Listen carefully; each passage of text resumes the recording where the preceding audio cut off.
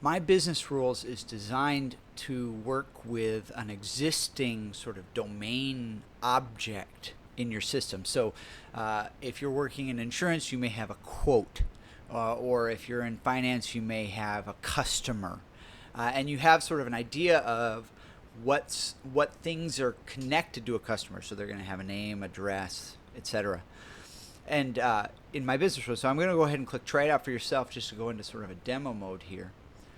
And the first place we want to be is manage fields. So this is something that your developer would go into. And what they would do is they would take their existing object, whether it's a customer or a quote or what have you, and they can build from their own JSON. So this is a standardized format for things used when communicating between a browser and a server.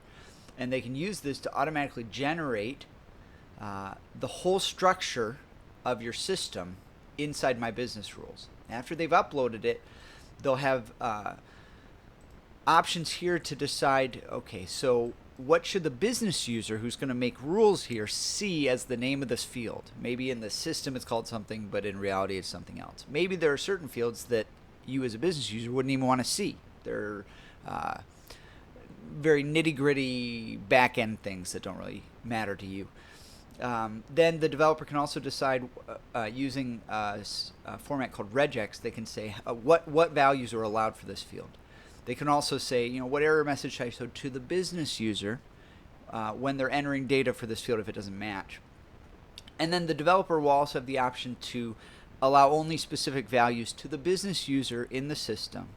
And they can add these individually as a row, or they can bulk import a series of values.